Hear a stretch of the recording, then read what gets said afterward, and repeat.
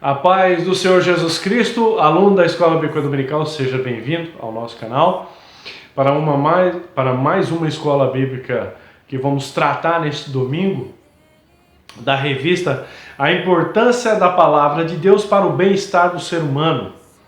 É uma revista comentada pelo pastor Zaqueu Mendes de Freitas. É a lição de número 4 do dia 25 de outubro. A suficiência de Cristo para restaurar a totalidade do ser humano. Glória a Jesus. Amado, você que está nos acompanhando, se inscreva no canal, compartilhe, leve a palavra de Deus. Acione o sininho para ter notificação dos novos vídeos que a gente vai editando, tá? Eu sou o presbítero Gustavo, da Igreja Evangélica Assembleia de Deus, Ministério de Madureira.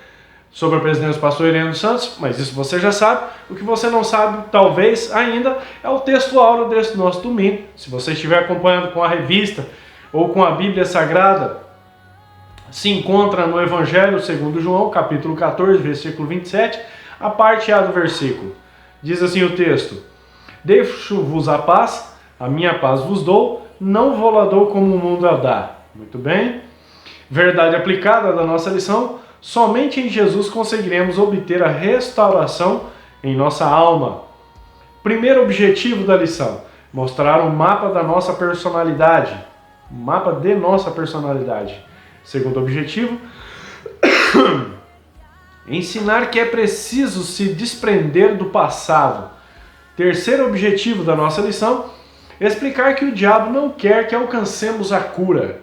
Muito bem, amados e queridos, pelo objetivo da lição, a gente já pode entender que a revista trata hoje de assuntos concernentes ao passado das pessoas, de algumas pessoas que não conseguem viver exatamente o presente.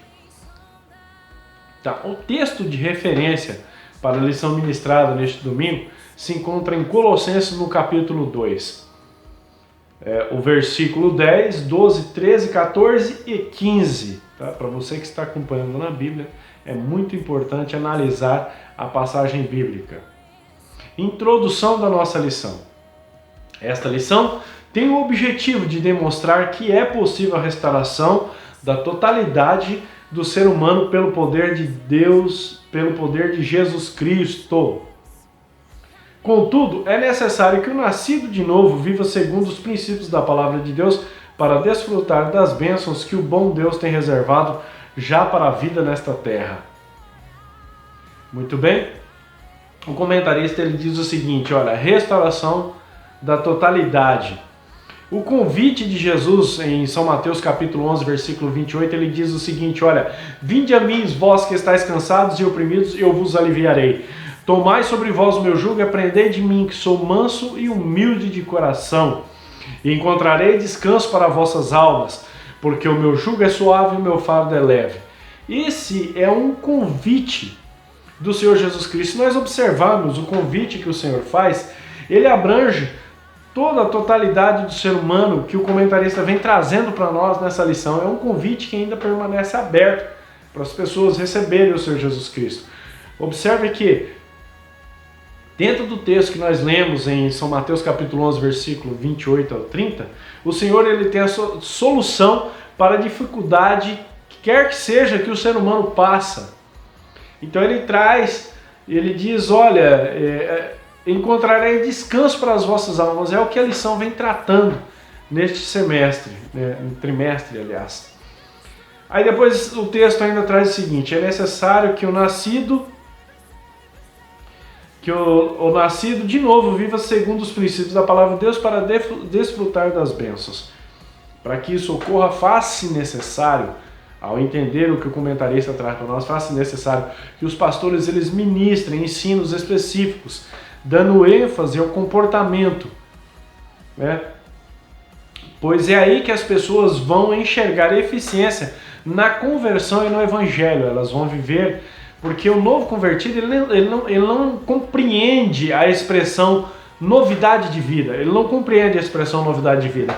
Então se faz necessário que o pastor que esteja ensinando, você professor da escola dominical, que esteja ministrando a palavra, dê ênfase ao querido ouvinte, ao convertido, ou aquela pessoa que se reconciliou com o Senhor, o que é viver novidade de vida, para que ela possa contar com as bênçãos do Senhor e que as pessoas de fora vejam que Cristo transformou a vida daquela pessoa e que ela já não pratica mais o que praticava antes. Então é uma mudança de comportamento realmente dentro do ser da pessoa que se expressa, né, nos seus atos lá de fora. É isso que tem que ocorrer, mas para que isso ocorra é preciso um ensino. O novo convertido ele não vai entender isso ou aquilo, então tem que ir direto na fonte do problema, dizer, olha, isso não pode, isso pode, dar glória a Deus, cultuar, buscar ao Senhor, orar, jejuar. São as coisas básicas do Evangelho que a raiz do cristianismo vem perdendo dia após dia e vem resultando no que a gente vê hoje. Tá? Eu não estou fazendo apologia a um julgo, não é essa a intenção. Tá? Mas é compreender que a sociedade enxergue naquela pessoa que ela vive em novidade de vida e ela não é mais aquela que anteriormente vinha dando trabalho à sociedade. E isso não tem acontecido. Ponto de partida da nossa lição. Somente Jesus pode restaurar a nossa alma. Muito bem? Primeiro ponto da nossa lição. O mapa da nossa personalidade. As experiências vivenciadas participam da formação da personalidade, refletindo assim na maneira de agir de uma pessoa. Nosso relacionamento com os outros é influenciado por nossas experiências passadas. Dizem os psicólogos que as coisas que nos acontecem nos primeiros anos de vida passam a constituir uma base que determina o modo como agimos ou reagimos diante de todas as situações pelo resto da vida. Tá, formação da personalidade. O que é a personalidade? Segundo os psicólogos, é a junção. Eu estou dizendo segundo os psicólogos porque eu não sou psicólogo, eu sou engenheiro de produção. Então eu não sou psicólogo. O máximo que eu posso expressar é o curso de teologia que eu fiz. Né? Então, o que é a personalidade? Segundo os psicólogos, é a junção de caráter e temperamento. O caráter ele é adquirido de forma cognitiva, como através dos ensinos dos pais em casas. Os pais são o primeiro órgão socializador do ser. Então é o que eles aprendem com a sociedade. Isso é o aprendizado cognitivo que vai formando o caráter dessa pessoa. Depois ele diz assim, olha, como a gente está falando da formação da personalidade, dentro do texto vê lá temperamento. O que é o temperamento? É um traço psicológico do ser. Alguns têm um temperamento mais agressivo, outros têm mais calmo e assim por diante. Como a gente falou na revista passada, algumas pessoas, pelo fato de ser muito sistemático, né, expressam um grau, uma escala bem inferior de meio ranziza, mas não é aquela pessoa enfurecida, mas pelo fato de ser sistemático, ele expressa daquela forma.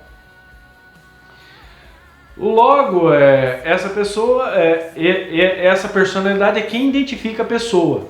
Tá? A junção dos dois, do temperamento e do caráter, forma uma personalidade que vai ser o RG, o caráter vai ser com que as pessoas vão classificar aquele ser. Tá? Se bem ou ruim, isso vai depender. O nascido de novo, como é a personalidade do nascido de novo? O nascido de novo, ele tem a sua personalidade formada em Cristo. Então a capacidade cognitiva que ele tem vai ser adaptada com a nova vida em Cristo Jesus. E também o temperamento dele vai ter que ser mexido. É lógico que no mundo secular isso é impossível, pois é um traço psicológico que acompanha o ser desde o nascimento. Agora eu falo para você que o Senhor Jesus ele tem como pegar esse traço psicológico, esse temperamento e mudá-lo.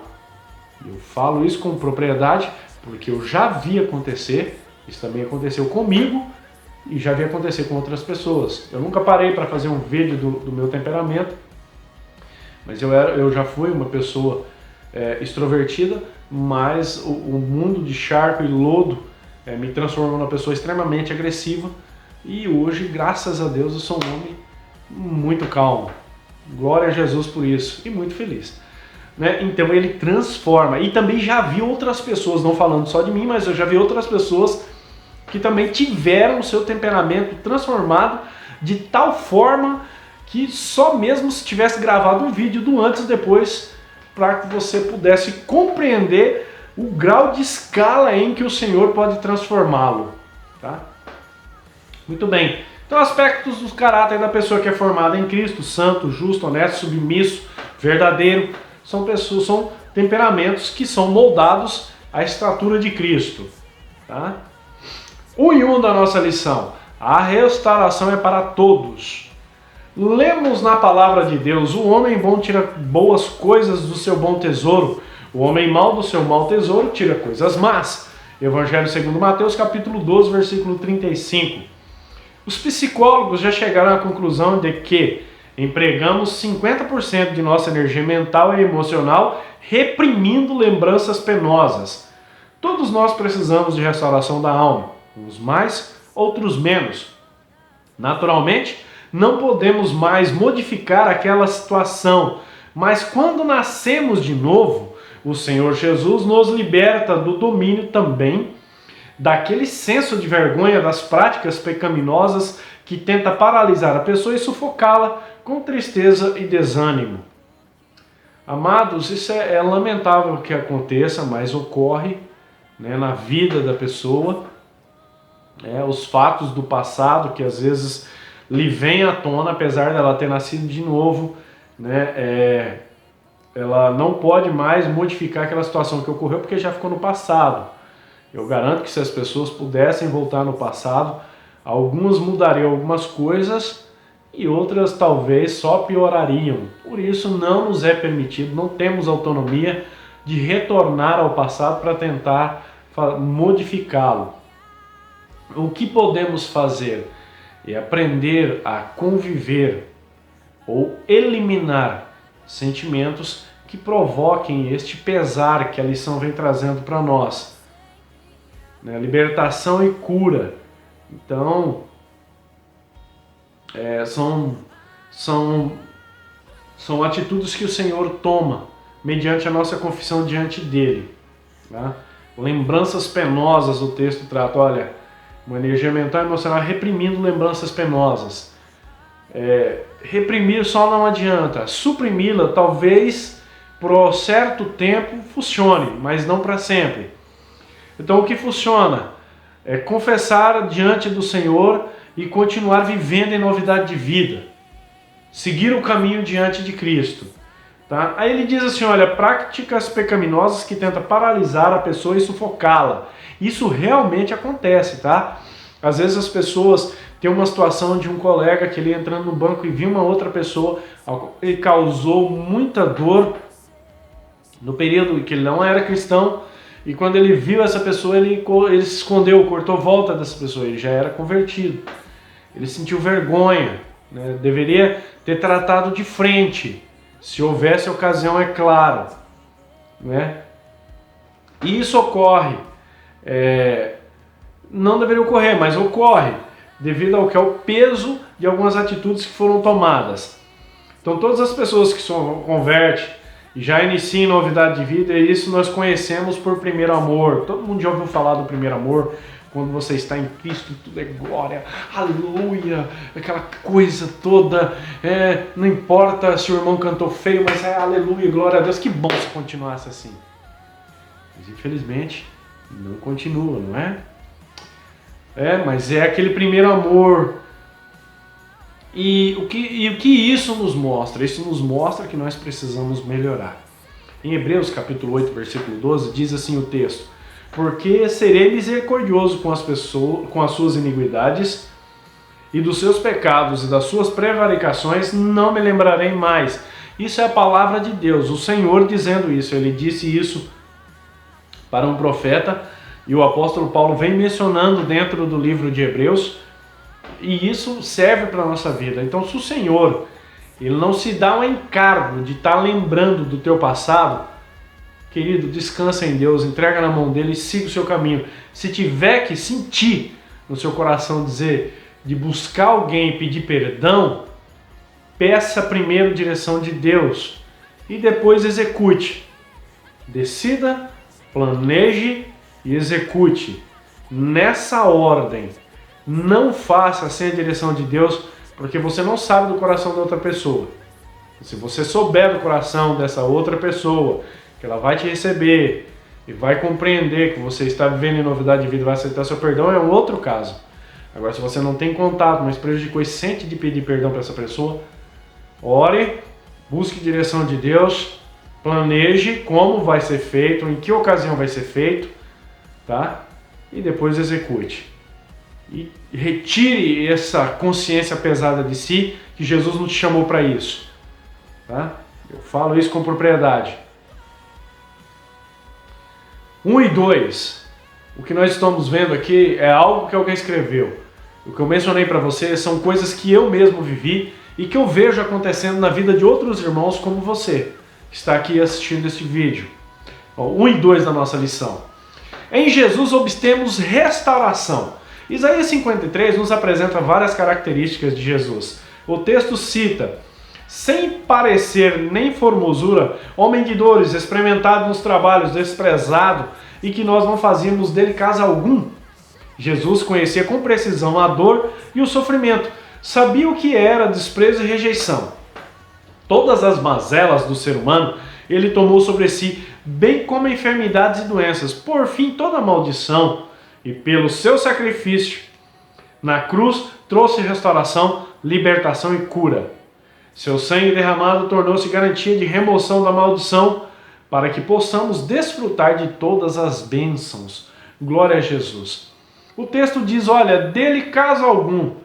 O que ele quer expressar? Que é impossível, observe, é impossível reconhecer o Senhor nos belos atores que a gente vê de Hollywood.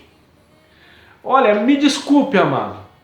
Eu sei que tem pastores que já até usaram aquele filme lá, Paixão de Cristo, lá daquele ator famoso, que fez até o Mad Max, eu esqueci o nome dele agora, fica assim mesmo. Você deve saber quem é. Fizeram lá aquele filme, e até outros filmes anteriores, da minha época de infância, né? Uns camaradas bonitos, do olho azul, cabelo liso, aquela coisa linda. Não é o que a Bíblia Sagrada trata. Eu não sei por que a insistência em colocar um personagem ali, né, como fosse o centro das atenções. Não é o que a Bíblia traz do Senhor. Então, amado, pelo amor de Deus, não se iluda, né, com essas coisas. Não é assim que o Senhor era. Tudo bem, lá tá trazendo como que for o sofrimento. Tá, não, eu até relevo isso. Eu assisti? Não, eu não assisti. Não me atraiu em nada. Não é pelo fato de ser um filme, que eu gosto de filme. Mas esse não me chamou a atenção de assistir. Pronto, acabou. Agora, o que eu quero que os amados entendam é que ele não era bonito igual aqueles camaradas lá. Ele era um camarada comum, como eu e você, que se levanta de manhã, sai para trabalhar, sua, cansa, cheira suor. No final da tarde vai para a casa da sua família, não vai para os bares tomar cerveja, álcool ou algum item alcoólico. Retorna para o seu lar. Essa deveria ser a vida do ser humano comum. Então ele era alguém comum, só que ele tinha uma molécula surpresa, que quem olhava com os olhos carnais para ele não enxergava, mas quem olhava com sede do céu sabia que ele era o Senhor. E por que teve que ser assim? Porque os judeus aguardavam um príncipe montado num cavalo branco com uma bela de uma espada com 2 gumes de uns 50 centímetros e com ela empunhada libertasse Israel. Não, e Deus não enviou esse camarada. Então por isso que ele foi um marceneiro. Eu sou um torneiro. E daí? O que vai mudar? Mas ele era o Filho de Deus. Ele foi escolhido dentre os ventres. Então, é isso que eu gostaria que os amados compreendessem isso, porque mesmo no meio evangélico, eu vejo pessoas fazendo apologia a um Jesus que não é o Jesus que a Bíblia descreve. Não é o que ela traz pra gente. Então a sua identificação com a humanidade foi tão profunda, o fato de ele ser um homem experimentado nas dores, nos trabalhos, essa identificação dele com a humanidade foi tão profunda que, sendo rico, tornou-se pobre, santo, crucificado como um pecador. Tá? Os atos solidários de Jesus foram movidos por uma íntima compaixão e misericórdia, e não pelo sucesso. Ele não fez isso por sucesso, por fama, mas ele fez isso por misericórdia, porque ele queria nos ver no céu. O céu foi feito para você, não foi feito para ficar vazio. É algo que muitos buscam hoje, descanso para a alma, alívio para a alma, o caminho para o céu, e o Senhor Jesus Cristo deixou à disposição de todos nós. O que ele fez, ele não fez para atrair fama para ele, mas ele fez porque ele me ama, ele ama você, ama todos nós e deixou o caminho do céu aberto para que nós possamos nos esforçar para entrar lá. Tá? 1:3 da nossa lição. A paz de espírito e de coração. Encontramos em Isaías, capítulo 26, versículo 3, um exemplo quanto à participação divina e humana no processo de se desfrutar da paz. Tu conservarás em paz aquele cuja mente está firme em ti. A expressão conservarás se refere à ação divina, ou seja, preserva, guarda. Enquanto que mente firmada é a ação humana, algo pensado na mente ou algo entesourado ou guardado no coração. A pessoa que já passou pela experiência do novo nascimento precisa exercitar e vigiar para ocupar a sua mente, seu coração com o que edifica, além de levar a Deus em oração. Com confiança, o que preocupa ou inquieta, para assim desfrutar dessa paz.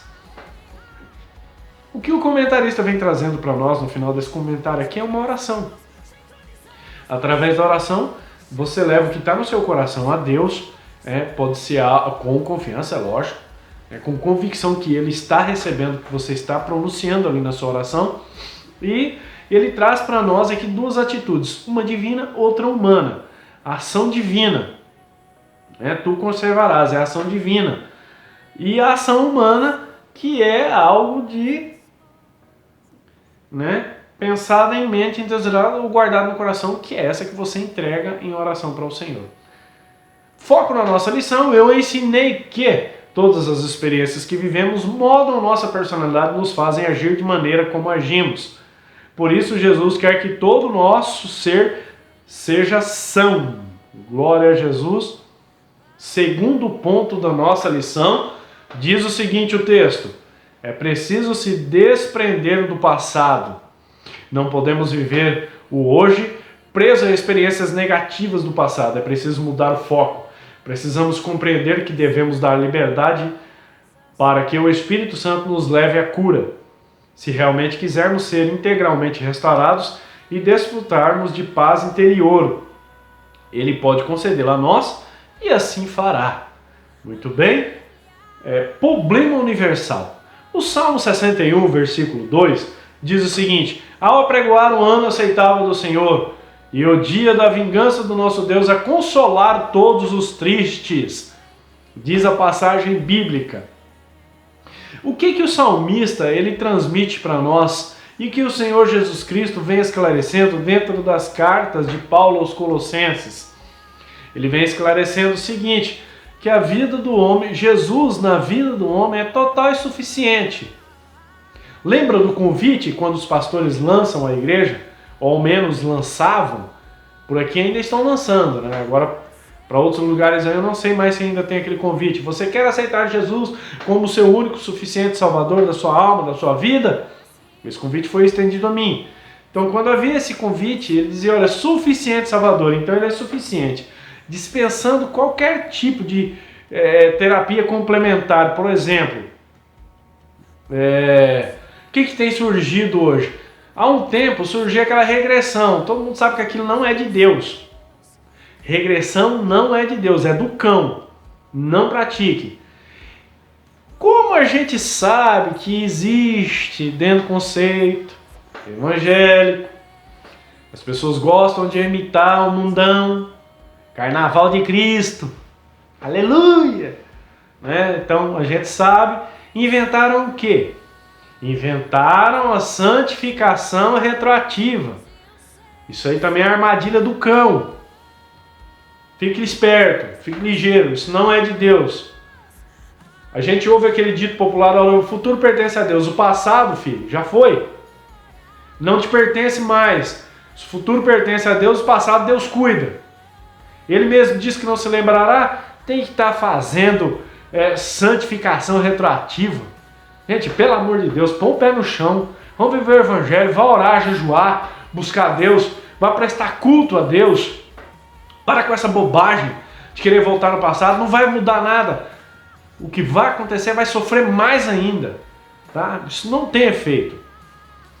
A sua fé é alcançada pela glória de Deus. Você não alcança procurando tratamento. O Senhor deixou sim a ciência para cuidar disso.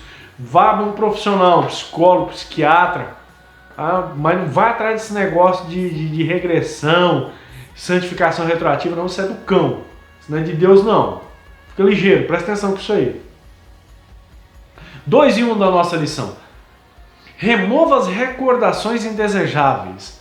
É possível que quando examinamos a consciência, ainda encontraremos requisitos de culpa que precisa ser tratado. Essa culpa pode proceder de coisas pequenas ou grandes que fizemos no passado, mas que ainda não nos arrependemos nem confessamos ao Senhor. É produto de pequenas coisas como mentiras, palavras ferinas, provém do egoísmo da infância, rebelião da adolescência, individualismo do adulto ou de confrontos violentos e ressentimentos ocultos, cuja lembrança produz um sentimento de tristeza e dor. Não podemos manter essas coisas guardadas por mais tempo. O que o comentarista quer dizer confessarmos ao Senhor? É quando você está orando e confessa a Deus, olha, Senhor, tal dia eu fiz tal coisa, aconteceu isso, retira isso do meu coração, do meu pensamento, me perdoa, derrama perdão sobre mim. É isso que ele está querendo nos informar. O primeiro passo é derramar o coração perante o Senhor. Primeiro passo. Quando agimos dessa forma, né, o peso da nossa consciência pode ocorrer dele não nos abandonar. E se ele não abandonar, se você prejudicou uma pessoa no passado, meu irmão, e isso está te machucando, decida, planeje, busque a direção de Deus e haja. Vai procurar essa pessoa, vai dizer para ela que aquela época que você cometeu aquele delito, você não era crente e que hoje você tem Deus no coração, você se arrepende muito disso que você fez e que você precisa do perdão dessa pessoa. Mas faça isso na direção de Deus, tá? Observe, não estou falando para você fazer loucura. De repente você vai procurar alguém vai te dar um tiro e Deus não vai botar a mão lá para segurar a bala. Entendeu? Eu não sei o que você possa ter feito, mas se isso vai te fazer sentir melhor, procure a orientação de Deus, procure o seu pastor, converse com ele, esclareça o que aconteceu, se ele pode te ajudar, se ele pode intermediar esse pedido de perdão, tá? Mas faça as coisas na direção de Deus e retire esse peso. Você não foi chamado a Cristo, ou se você sabe que essa pessoa não vai te receber, não vai atrás dela. Se ela não vai te receber, não busque o perdão dessa pessoa, entregue na mão de Deus, peça a Deus para retirar essa culpa da consciência que você não é mais aquela pessoa e siga o seu caminho e deixa na mão de Deus. E pelo amor de Deus, para de viver do passado, tá? A única coisa que roda do passado é roda d'água, e a água vai passando e vai embora, não fica ali. Então toque o seu caminho adiante, siga o seu caminho, pare de sofrer, tá? Não faça isso com você não. 2 e 2 da nossa lição. Tratamento direto na causa e não no sintoma. Esconder o problema não é a solução, negá-lo muito menos. É preciso reconhecer o pecado, confessar, crer no poder de Jesus para perdoar e não mais cometê-lo. Arranjar desculpas ou se esconder atrás da hipocrisia não traz libertação. O que necessitamos não é uma razão para continuar pecando, mas libertação que vem pelo conhecimento da verdade. Devemos reconhecer que nossa carne é fraca e vivemos numa sociedade pecaminosa que fará tudo para nos seduzir e fazer-nos pecar. Porém, não necessitamos ceder à tentação. Foi Martim Lutero que disse: você pode evitar que pássaros voem sobre a sua cabeça. Você não pode evitar que pássaros voem sobre a sua cabeça, mas você pode evitar que eles façam um ninho nela.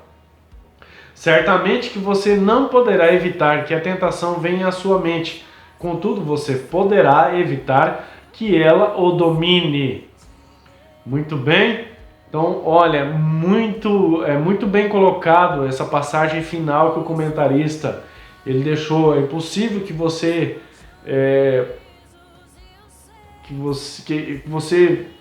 faça com que a tentação não venha à sua porta. É praticamente impossível. Ficaria melhor se fosse provação. A tentação ela brota em nós, ela vem de nós, né? As coisas do mundo que te atraem. Então depende de você, depende do seu olho. Se fosse uma prova, né, por exemplo, uma enchente, que é um fenômeno da natureza, não tem como você evitar. Tá? Você poderá evitar que a tentação venha à sua mente. Você olha, vê, você não pode evitar que ela chegue na sua mente. É isso que ele quer nos trazer. Agora, contudo, você poderá evitar que ela o domine. Não, isso aí com certeza. Com certeza você pode. Você tem esse poder. Deus nos deu essa autonomia. Provérbios, capítulo 28, versículo 13, diz o seguinte: olha, o que encobre as suas transgressões nunca prosperará, mas o que confessa e deixa alcança misericórdia. Então, confessar e abandonar aquela situação, tá? E seguir adiante. 2 e 3 da nossa lição. A paz que cura. O Espírito Santo ajuda a desfrutar da paz que excede todo entendimento e que produz cura de toda experiência amarga e frustrante que possa ter vivido. Quando recebemos Jesus Cristo como nosso Salvador pessoal, adquirimos também um relacionamento com o Espírito Santo, que cooperou para que fôssemos alcançados pela graça salvadora. Ele nos ajuda a desfrutar da bênção de Deus de 3 maneiras: habitando em nós, intercedendo por nós e ungindo-nos com o poder de Deus. Tenha consciência da presença do Espírito Santo na vida do nascido de novo.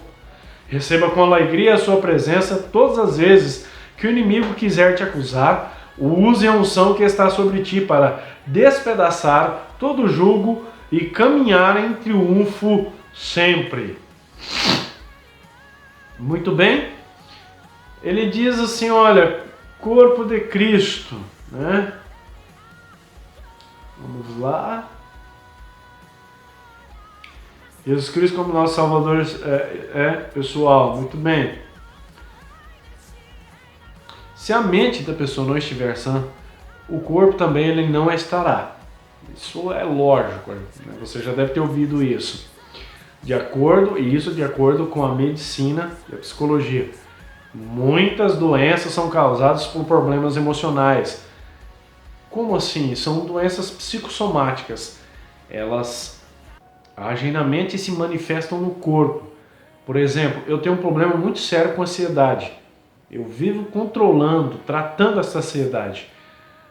Quando ela sai do controle, eu tenho problemas estomacais, por causa disso, queimação do estômago, sabe, aquela dor. Então, por causa da ansiedade, eu perco o sono. Então a ansiedade ela provoca isso. Isso é uma enfermidade psicossomática. Então eu controlo ela constantemente, tomo muito cuidado, pois a mesma pode trabalhar até na vida profissional. Então esses são os problemas emocionais que podem causar isso, tais como medo, inveja, mágoa, ira, ódio, rancor, trazem isso à tona.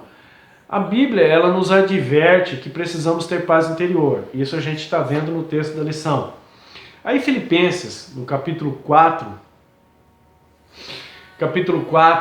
e versículo 8 de Filipenses, diz o seguinte o texto, olha: quanto ao mais, irmãos, tudo que é verdadeiro, tudo que é honesto, tudo que é justo, tudo que é puro, tudo que é amável, tudo que é de boa fama, se há alguma virtude, se há algum louvor, nisto pensai. Então, trazer à mente as coisas boas, né? Sempre estar reforçando pensamentos bons, pensamentos felizes, alegres, nos ajuda né, a manter a nossa saúde mental e física.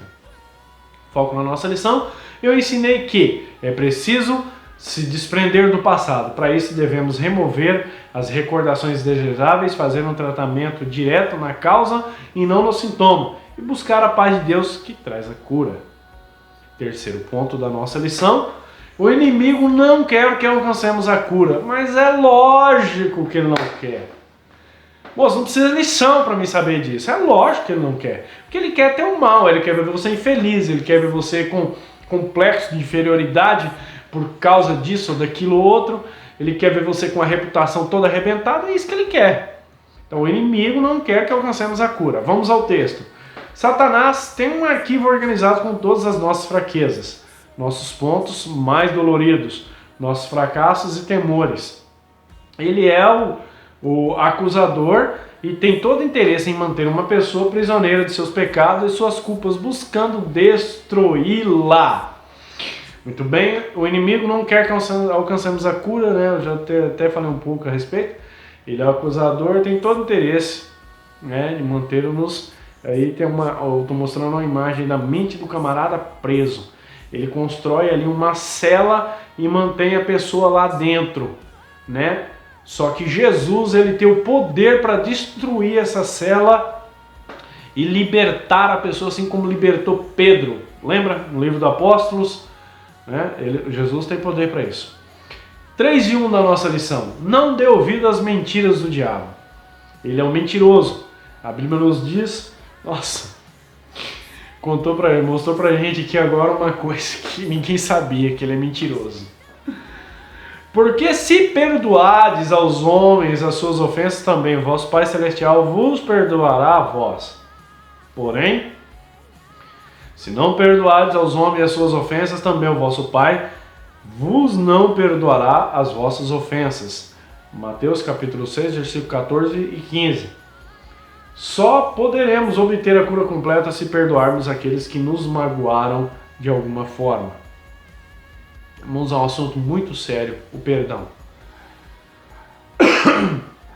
Mais do que o de costume. Por que tão sério assim? Porque o perdão, ele é uma chave. E que espécie de chave? Qual é a função dessa chave? Ela tem a função de abrir ou fechar o céu para você. Simplesmente isso. Ah, mas eu fiz aquilo, eu dizimei, eu cultuei, eu orei, eu jejuei. Mas se você não perdoou, fiote, você não vai entrar no reino de Deus. Simplesmente isso. Fazer o quê? Entendeu? Ele é uma chave que pode abrir, pode fechar o céu para você. Ela não só restabelece também essa situação, como também ela mantém uma comunhão íntima com o Senhor, né? Como também a saúde, a alma, a mente, o corpo e o coração estão interligados. Assim é a conexão que você tem com o Senhor quando você perdoa. É uma chave que abre vários caminhos, inclusive a do céu. Provérbios capítulo 15, versículo 13, diz o seguinte, o texto: o coração alegra formoseia o rosto, mas pela dor do coração o espírito se abate.